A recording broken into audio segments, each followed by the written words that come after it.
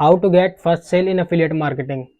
पहली सेल कैसे निकालें एफिलिएट मार्केटिंग में अगर आप बिगिनर हो। अगर आपकी फर्स्ट सेल नहीं आ रही है किसी भी इंडस्ट्री में, अगर आप एफिलिएट मार्केटिंग से हो या नेटवर्क मार्केटिंग से हो या कोई अदर फील्ड से हो, आपकी अगर पहली सेल नहीं आ रही है तो ये BSAD फॉर्मूला आपकी हेल्प करने वाला है आपकी सेल्स निकालने में और आपका करियर सेट करने में इस इंडस्ट्री के अंदर।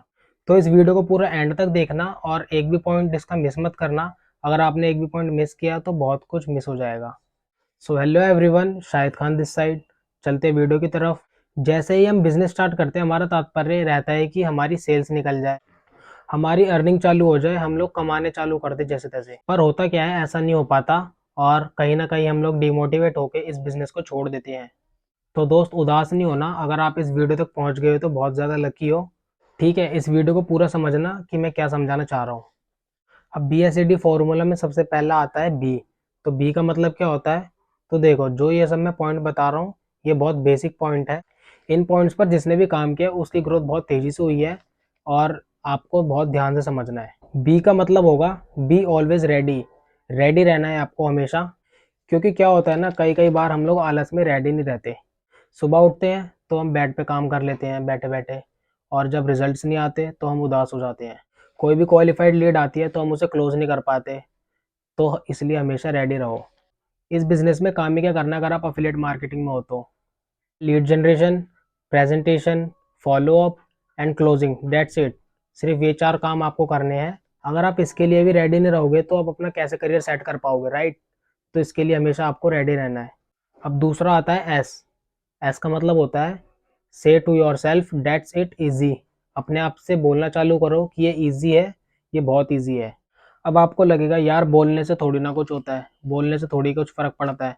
तो दोस्त, बोलने से बहुत फ़र्क पड़ता है। एग्जाम्पल देता हूँ। मान लो अगर आपको कोई पर्सन गाली देने लगता है तो आप क्या करोगे? आपके अंदर गुस्सा आएगा, आपको गाली देने का मन करेगा, आप उसे मारोगे। तो इस बात को समझो कि उसने भी तो कुछ शब्द कहे हैं। तो अगर उसने वर्ड्स बोले हैं, अगर उसका इम्पैक्ट पड़ रहा है, तो आप सोचो ना कि पॉजिटिव अफर्मेशन का भी पड़ता है। तो जब तक आप बोलोगे नहीं कि ये ईज़ी नहीं है तो होगा भी नहीं कभी। इस चीज़ को और इन डेप्थ में समझना है तो डिस्क्रिप्शन में लिंक है, वहाँ से आप देख सकते हो। ए। ए में क्या होगा? Ask questions. क्वेश्चंस पूछो खुद से और सामने वाले से। जब भी क्वेश्चंस करते हो तो ज़्यादा कन्वर्जन्स मिलते हैं। आप पहले क्वेश्चन रेडी करो, हाई क्वालिटी क्वेश्चंस बनाओ कि सामने वाले से बात इनिशिएट करनी है, कि सामने वाले के साथ बात को लंबी बढ़ानी है। तो कैसे बात बढ़ानी पड़ेगी? सामने वाले के साथ बात करने के लिए आपको क्या क्या करना पड़ेगा? तो बात करनी चालू करो। जब तक आप बात करोगे नहीं, जब तक आप उससे कुछ पूछोगे नहीं, तो आपको रिजल्ट्स भी नहीं आएंगे। तो क्वेश्चंस पूछो। At last D. अब डी क्या है? डी का आता है dare to go to the next one.